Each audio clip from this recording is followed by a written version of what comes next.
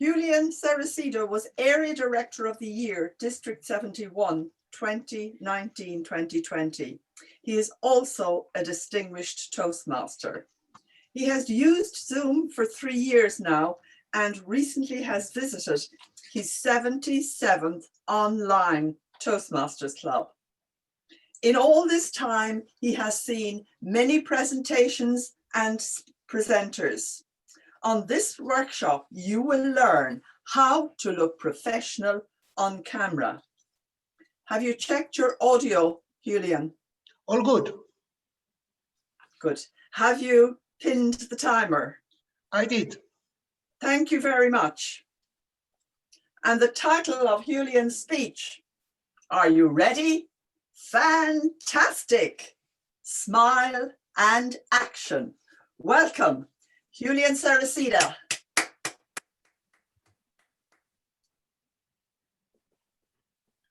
Welcome to my beauty clinic. Yes, I don't know if you have realized that since we went in these strange situations where everybody around the world had to use Zoom, many people have started noticing that they are not young anymore. Common things are the wrinkles in the face, the double chin. Some of them might complain about this. You know, I can see Ellen smiling. Okay, so what I decided to do was to set up a beauty clinic because it's the future, no doubt. I have done a bit of research, and as you can see here, it's gonna make me rich. Ladies and gentlemen, the easy thing to do is to use Botox and fillers. Ladies, you might know about this. Men, I'm not sure. But Botox and fillers is to put in something in your lips so they get a bit bigger, they're more attractive. You put as well on the forehead so it looks less wrinkly, which is good. The problem with this is that every 6 to 9 months, you have to go and do another session. And that's clink, clink, clink, clink, money for the clinic. But of course, everything is allowed in order to look good. Some women as well will go for something a bit more drastic. Breast implants. Yes, this is a bit more expensive, but oh boy, can have a big impact on camera. Now, ladies and gentlemen, you might think that this is only for ladies. Not at all, because men as well start feeling, you know, the age is coming up with them. So what do men look in these clinics? Hair transplant. And again, almost 3,000 euros. It's a lot of money. By the way, you have not chosen the speaker view, please do it now because I'm gonna be putting all the screens in front of me and I want you to see how good they are. I hope you think they are good. In any case, this beauty clinic is gonna make me rich, but I have a question for you. Do you really think that we need to go to the clinic to look good on camera?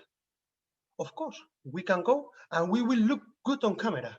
But, ladies and gentlemen, I'm gonna show you something much cheaper and with better results. And if by any chance you have been already in the beauty clinic, don't worry, even better, because we are gonna make sure that your jobs look better on camera. And why I'm talking about this? You and me know that causing a first good impression is customary. If we want to convince our audience about our message, we need to look good on the first second. Actually, first impressions can be formed in less than a second. So it's better that we get this right so we have more chances of succeed. Ladies and gentlemen, in this workshop, we are gonna look at 5 different areas where you can improve your presence on camera. However, before we start, I would like to do a bit of warm-up. I need 4 volunteers that will present themselves on camera for 30 seconds. So you raise your hand, I choose a name, you give elevator pitch or a presentation in 30 seconds, and when you see me doing this, you stop. Any volunteer? Please, hands up. Oh, very shy people. David Clinton, I think you want, okay, Judith, sorry. Let's start with Judith and then David Clinton. Judith, you have 30 seconds that start now. Unmute yourself, please. Hi, I'm Judith. Lovely to meet you, beautiful people. I've never seen so many Toastmasters gathered in one place for one purpose, which is to become better at what it is that we do. So, you know what? I would just say sit in, relax, and let us all be listening so that we can pick up those wonderful tips to make us better speakers in the future. And as I am running out of time, I would just like to leave it with this one little thought. What can you take from what you hear? Fantastic. Thank you very much. Please, a round of applause for Judith. Now, our second speaker is going to be David Clinton. Please, David, you have 30 seconds starting now. Hello, everybody. Hello, Julian. I'm delighted to be here with you this afternoon. Do you know something? I'm so delighted I didn't put on my shorts and my singlet and go and run, because I had in mind to catch a marathon today, but you know something? This is even better. And at the end of every marathon comes that great sense of success, that great sense of achievement. Julian, you are the guy. You are the marathon man. I'm glad to be here with you all. Thank you, David. Last marathon, it was 2014, and I promised myself that one and no more. Okay, next one. I need another 2 volunteers. Howard Barking, please unmute yourself, and you have 30 seconds starting now. Thank you, Julian. Nice to see you. Well, I had a choice today. England is supposed to be playing South Africa at cricket, but unfortunately, due to COVID, my alternative, as I said to my wife, Julian is speaking. So, what an alternative. It's probably the better thing to do. Thank you, Julian. Thank you very much. Thank you much. I might have not been very clear. This 30 seconds is to present yourself in front of the audience, not to tell me how handsome I am or how ugly I am. Doesn't matter. Okay, I need a lady, sorry. We had 3 men and Marian. Marian, would you like to do 30 seconds and present yourself? Hi, it's me. Hi, Julian. What a wonderful topic. We're listening here for the last 2 days of how we can speak well, how we can craft speeches, how wonderful it is to be in the Toastmaster world, to involve corporate clubs. But nobody has told us till now how we can look well. So Julian, this is absolutely fantastic. I'm enjoying this. I want to go away today glowing after your presentation. Thank you. Marian, I promise that you will. Sure. Now, this was a bit tricky because the important thing comes now. We are going to launch a poll, and in this poll is going to be a question saying, who do you think is the speaker coming across best? This is not to criticize anybody. This is to pick the things the speakers are doing right, and then we can incorporate in our own presentations. Can we launch the poll? Are we okay to launch it? That's the one poll there Julian launched. Okay. Can you see it? Please, when you vote, thumbs up so I can see it. Can't see it. I cannot see it either. Now, fantastic. It's just the one poll. Thank you very much. Well, okay. We have another question that was coming after. What do you think are the most important factors to create a good first impression on Zoom? Please select 3 of these options.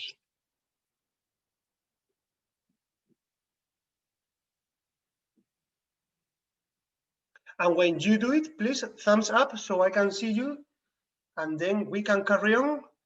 Thank you, Maura. Nick, fantastic.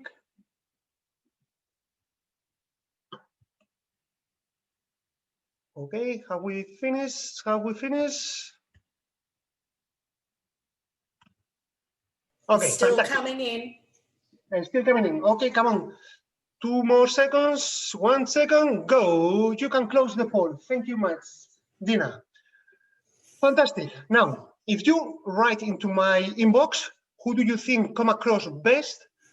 Later, at the end of this workshop, we will be talking about these things this person has done right.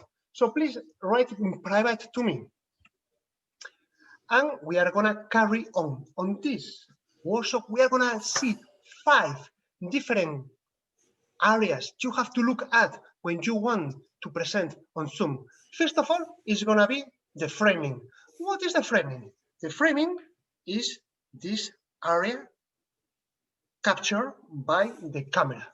Second, we're gonna look at where to place the camera. Yes, camera position. Third, the background. We are gonna speak and discuss when and how to use a background. We are gonna speak briefly about lighting, and we are gonna speak as well about a 5th point that is, I think that one I'm gonna leave it for later. So I keep you in your toes. Okay, fantastic. Let's start with framing. When we speak in front of camera, we can choose what we saw in camera. First, we have something like this, a general shot. In this shot, you can see the presenter and the surrounding. As you can see here, I'm in a park, beautiful park, by the way.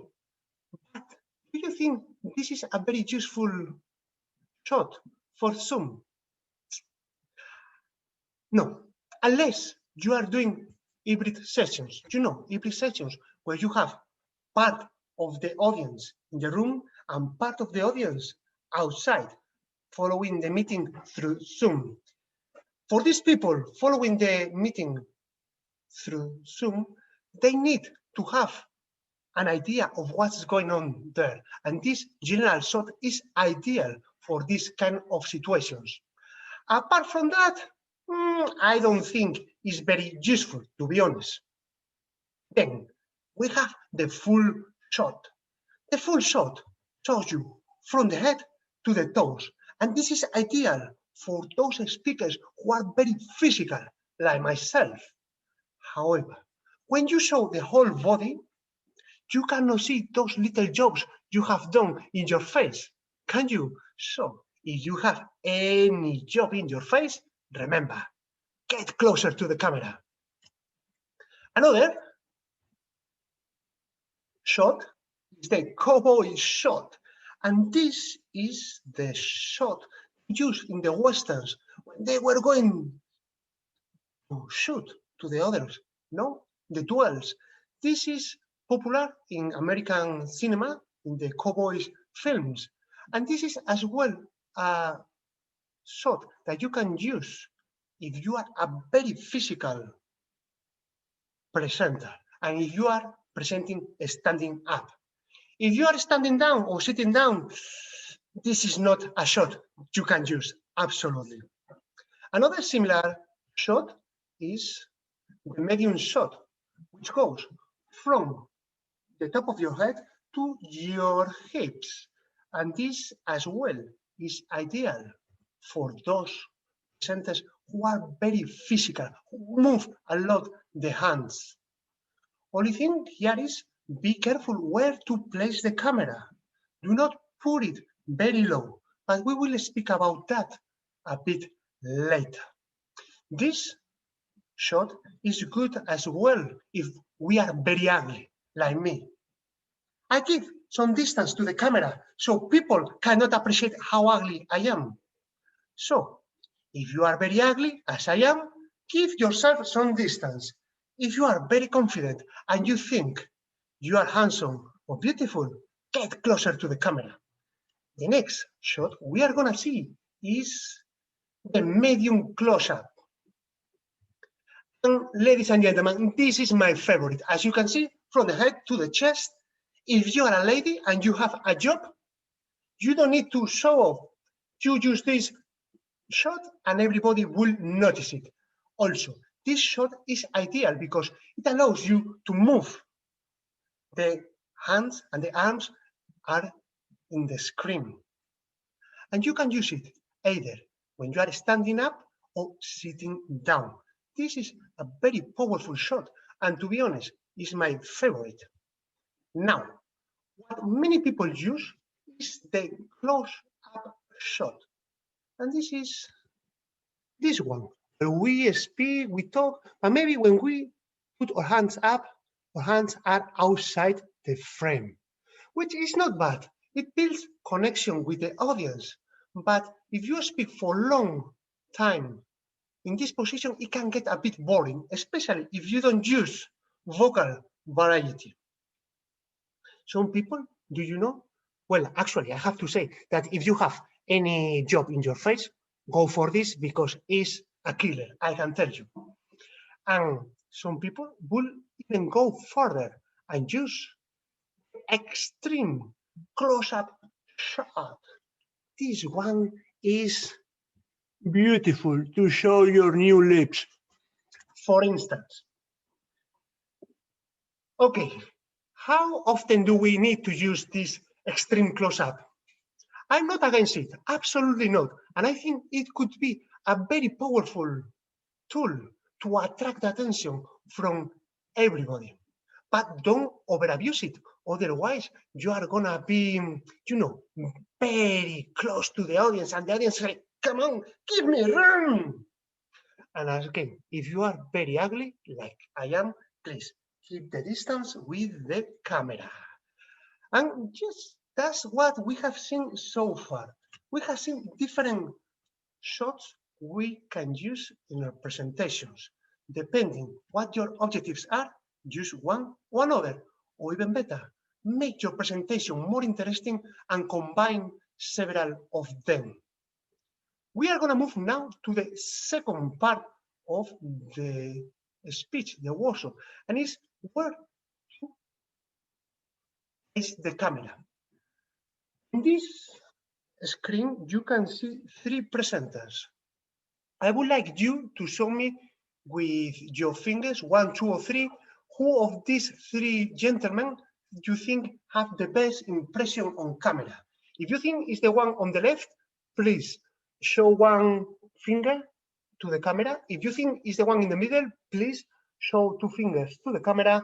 And if you think it's the third, the one on the right, please show 3 fingers on the camera. So we can see 2, 2, 3, 3, 2, Marianne 2, Howard is not, Heidi 2, 2. Okay, it seems that many people think that the one in the middle is the one who come across better. Okay, fine. I'm not gonna say anything. We are gonna see what these speakers are doing. Let's start with the first one. The first one is using a high angle shot. What does this mean? That the camera is here on top of you. And what does it mean for the presenter? Well, the presenter on camera is going to be petite, diminutive, small. Do you really want to come across like somebody that is petite, diminutive, small on camera? Probably 90% of the times, no. No, only when you want to make your audience or your boss bigger, then you can use this shot. Apart from that, if you want to convince somebody that you are an expert, that you know what you are doing, better not to use this. There is another situation with this shot. I see here many men. Some of you have really good hair, others not so good. When you're using camera on top of you, the first thing the camera is gonna catch is this, the receding line. If you are proud of it, go for it. I'm not saying the opposite. But if you have some confidence issues, watch out with that. Also, look to the ceiling. If you have light coming onto your forehead, think that it can be quite distracting to the audience. The audience are gonna look at this reflection rather than to you. Anyway, things I give you so you can think, and you know the solution is going to the clinic, 3,000 euros, no problem at all. The next thing we are gonna see is the low angle shot. If we say that having the camera on top of us is making us small, having the camera below us make us big. That's great, isn't it? In fact, this is a technique that many politicians use. However, politicians have a team that work with them and they make them look good. We don't usually have that team. And what we tend to do is either to put the camera very close to us, so we are massive and we are bullying the audience, or we have the camera very twisted towards us, showing the ceiling. I know some of you are very proud of your ceilings, but it's not something that we should show on camera. And worse, the double chin or the nose hair. I have seen few of you doing this. So bear that in mind. If you want to look good and you're gonna use this low angle shot, be careful, be careful. If we say that the high angle shot makes you petite, the low angle shot is dangerous, what is the solution? Well, I will say that the solution is the eye level shot. Eye level shot. Who does eye level shot all the time? Presenters on the news. If you want to get an ideal presenter, go to the news and follow what they do. They have been doing this for 60 years. Some of them are really good. Some of them are really, really, really good. So yes, use them as a benchmark. Learn from them. You might have seen that the anchors on the news writers are in the middle. Bear this in mind. In a couple of seconds, I'm gonna give you another idea that is gonna blow your mind, hopefully. But before, let me tell you that, what if we do something different?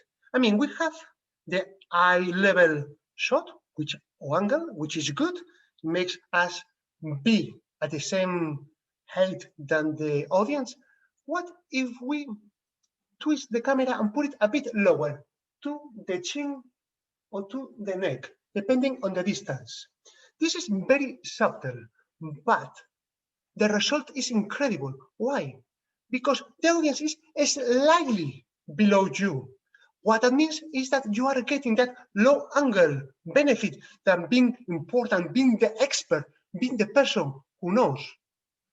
But at the same time, you are talking to them like they are at the same level of you. It is very subtle and it works very well. And now you remember that few seconds ago I told you about the newsreader, that how they stand in the middle of the screen. Do you know why is that? It is because when you're in the middle of the screen, you are unbiased. Well, at least you pretend to be unbiased. Now, I have a challenge for you. I think you're gonna love it. What if we use the rule of thirds? The rule of thirds is dividing the frame, the picture, in 9 different blocks, or in 2 horizontal and in 2 vertical lines. So we have 9 squares. Wherever those lines cross each other is where we have the action point. If we put our face in one of those action points, we have a lot of action here. We free a lot of space here, which allows us to do very strong gestures and even better. What do you think about this? You can show your PowerPoint while you speak. I think it's pretty cool and it works very well. Okay, so we have talked about the framing. We have talked where to place the camera. What about backgrounds? Yes, backgrounds. When we are in a Zoom call, we don't speak and people are already looking at us, especially if the camera is on. So in this picture that you see here, what is your takeaway from this speaker? You can write it on the chat. What do you think? You have not listened to him. You don't know how good or how he's speaking. You looking at this picture, what do you think? Don't be afraid. Chaos. Well, chaos. Well, I would say yes, chaos. Absolutely. Too much clutter behind him. Well, I think so. And don't you think that by assimilation, we think that what is behind him is who he is? I mean, bear in mind, this guy might not be speaking from his room. This guy might have taken this room for the meeting, and it's the only place he has to speak in that moment. But we think that this guy is chaos, is full of clutter. So that's gonna affect how we perceive the speaker. Do we really want to be perceived like somebody that is not professional? I don't think so. Also, regarding to the background, one thing that, well, all of you know by now is do not use windows behind you, because when you use windows behind you, the light tends to absorb your figure, and we only see shades, so we don't see your facial expressions. And facial expressions on Zoom are very important because are the cues the audience and other attendants use to follow what you are saying. So please make sure that behind you there is no windows.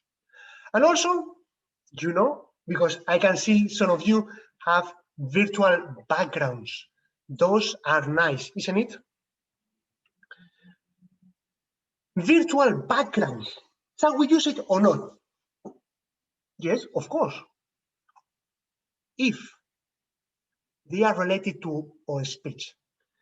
Let me show you something. If you're talking about coronavirus and how many people has died in the world about coronavirus, maybe the background David Clinton or Dina have behind them is not the best because they are quite holiday-like, no? So you have to make sure that the background you use either of two builds your message or builds the presenter or help the audience to understand your message. So give it 3 things. So don't go straight away for the background you like most. Think what is your message and what you are going to do. And talking about that, let me show you something that you can use without using virtual background. Please, thumbs up if you know this guy. Heidi, you don't know this guy? You must know him. Okay, fantastic. This is Gordon Brown, former British Prime Minister. He's live on CNN.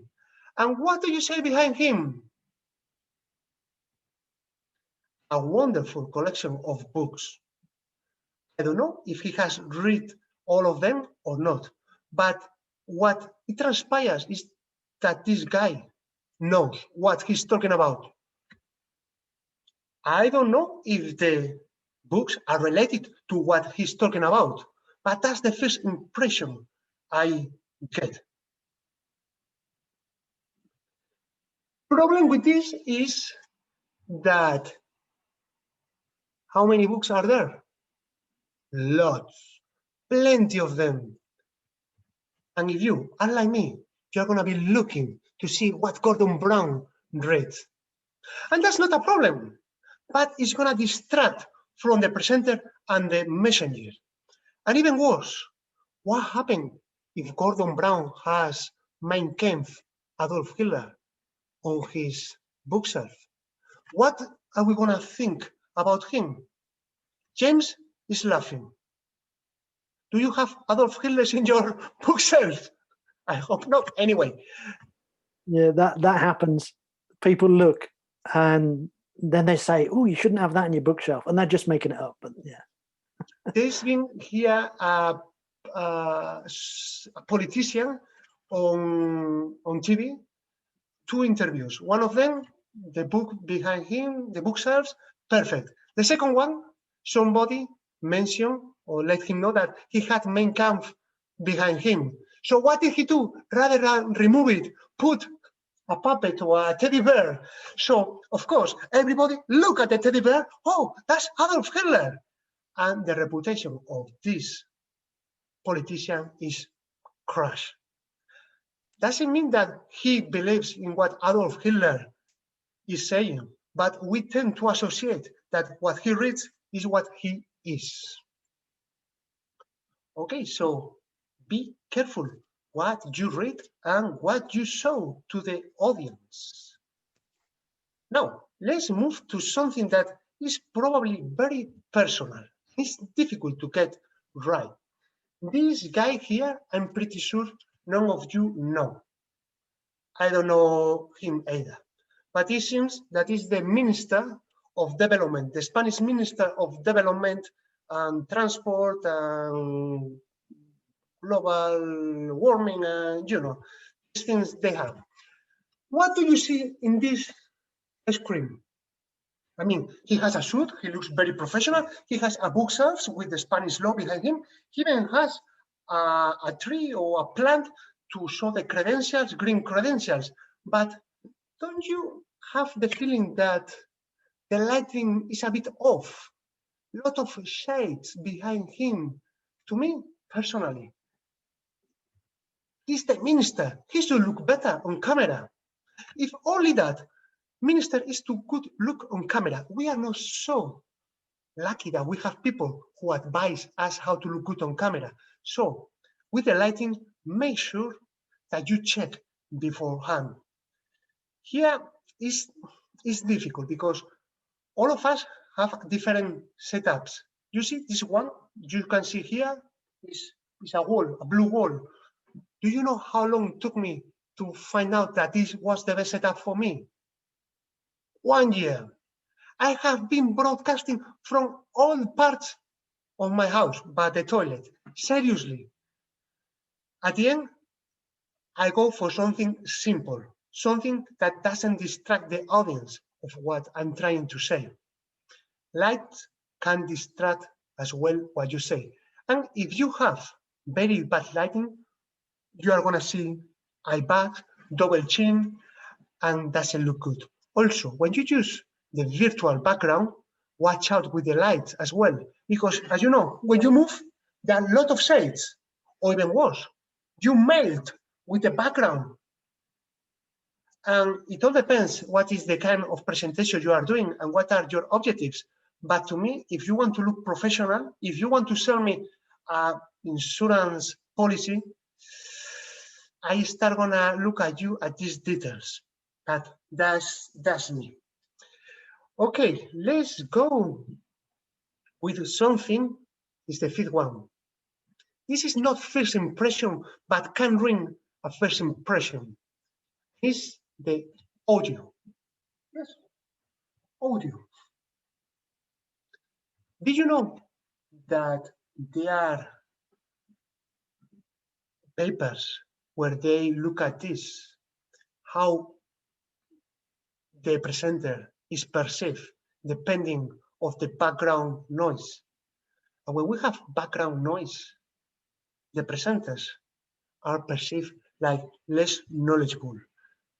The audience trusts less on them, and the overall experience is not as good. So it's very easy. Make sure you don't have background noise. Of course, we are at home and we have dogs, cats, kids, cats coming in, the Amazon delivery guy. That's fine. If an interruption happens, be natural and say, sorry, the Amazon delivery is here. I'm on my own, give me 30 seconds. Okay, it was not for me, it was for the neighbor. Whatever, but be natural.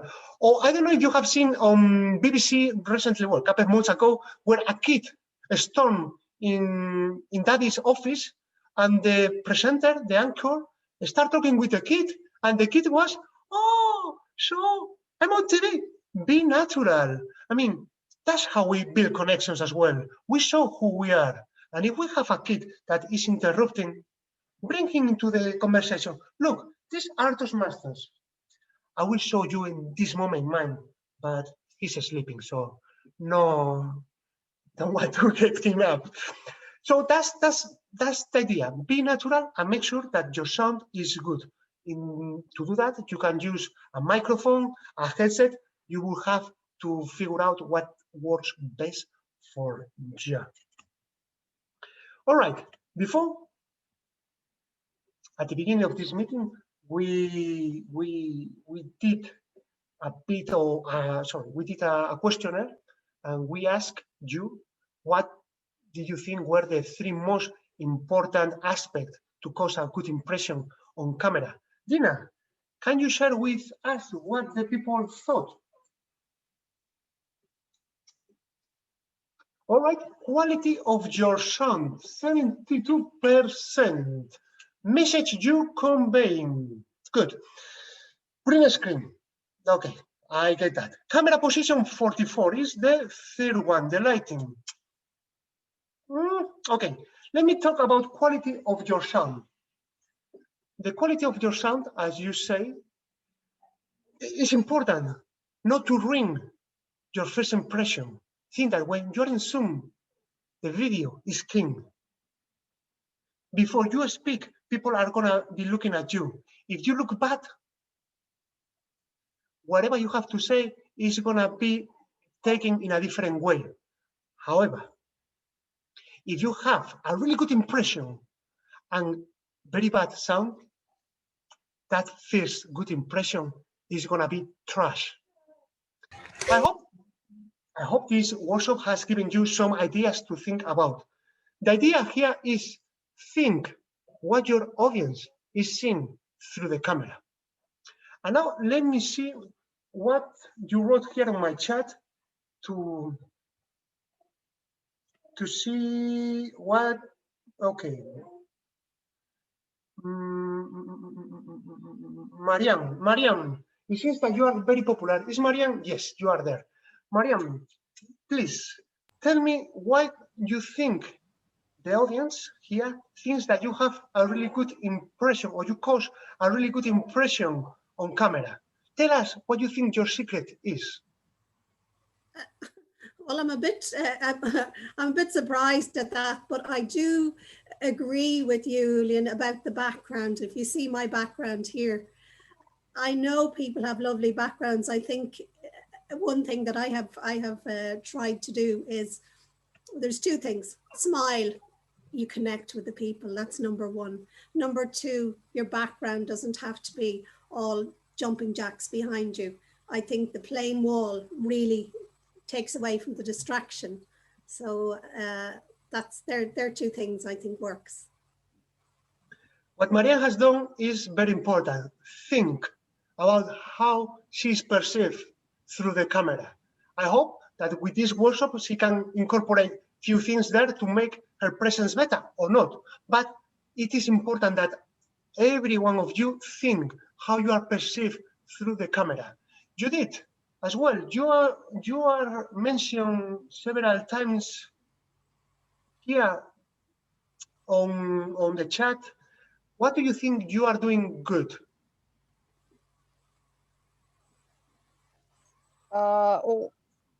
Well, it's probably just because I'm enthusiastic about everything and just talking in general. But if I had to comment on Marian, I would also just say that not only is her background not distracting, but Marian, you are quite clear. There's a presence, a clarity in your face that allows us to see you and to see you very clearly. I think with me, for example, my glasses does not show my eyes that much. And so I have to compensate by trying to appear very lively, I think. So I don't know, that's what I think. Fantastic. Thank you much, Judith.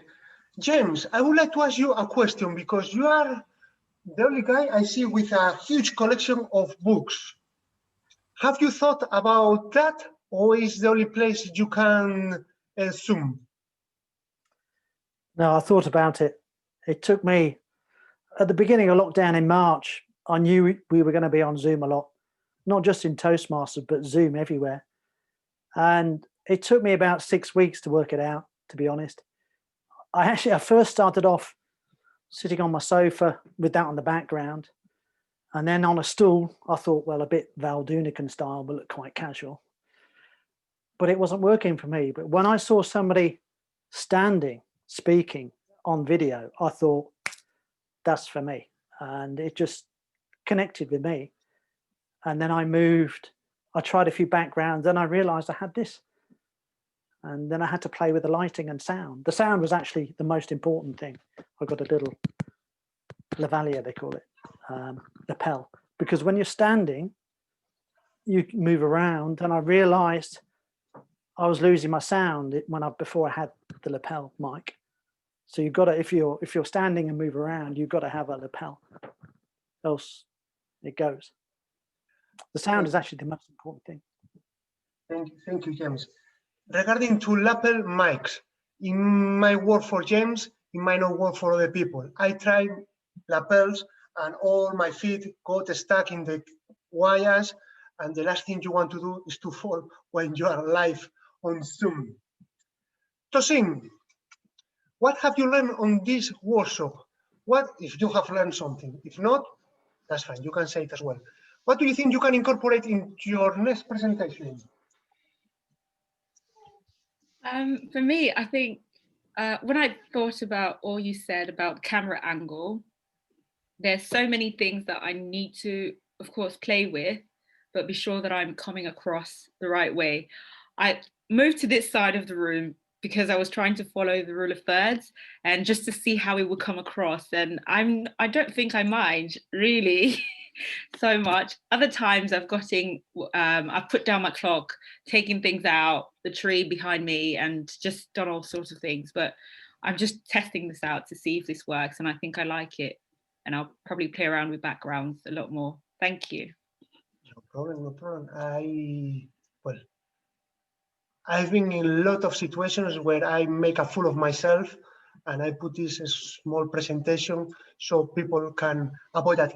And talking about that, let me show you something that may be of help. 3 years in the making. Well, actually, there were not 3 years in the making, but it's the experience on 3 years. This is a small book I have written. It's on Amazon. And if you are really interested in getting engaging and entertaining Zoom meetings, I think this is the book to have. And I'm not saying it because I wrote it, but because I have done research.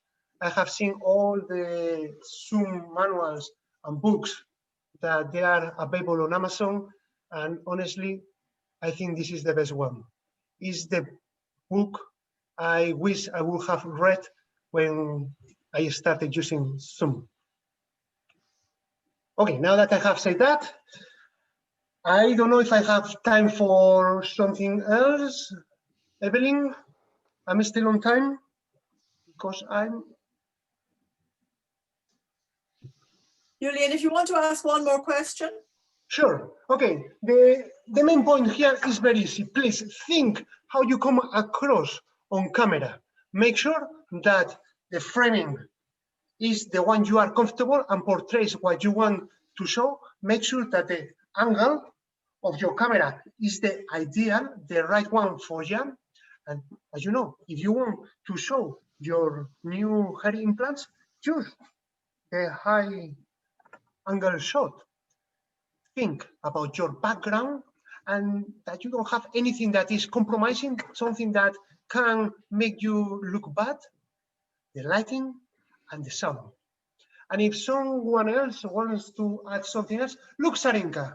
Sarinka, what is the name of this lovely girl who is next to you? That is Victoria. Hi, Victoria. And Victoria has perfected her skills of Zoom bombing me whenever I'm on camera. And I can tell you, Sarinka, that you have already practiced with her a lot, and you're very natural and smooth when she comes on camera. yes. Congratulations. Thank you. Anyone wants to add something else? Anthony Garvey, what do you think? Good to see you again, Julian. Yeah, I thought it was an excellent presentation. I think what you say about the background is very important. I was on a Zoom call the other day, and a man was giving a presentation, and behind him there was a woman ironing. And I couldn't help but look at the woman ironing, and I was wondering what the relationship between the two was. And he wasn't a very interesting presenter anyway. And I found myself amazed at how quickly she was. Come on in, say hello. Well, we are learning something. Oh, super. Look, my son has made some bruschetta. So there you are. That's taking your advice right up to the limit, up to the modern time. When you're interrupted, try and be natural about it. And I find with a big rubbery face like mine, that uses lots of expressions, the closer I am to the camera, that works better for me. Great presentation, Julian, really enjoyed it. Thank you very much. Yes, well, it seems that we have learned to be natural on camera when we are Zoom boom, that's fine, something we learn. Okay, Evelyn, I see that you are ready, all yours. Thank you much for your time. It's been a pleasure to be today with you.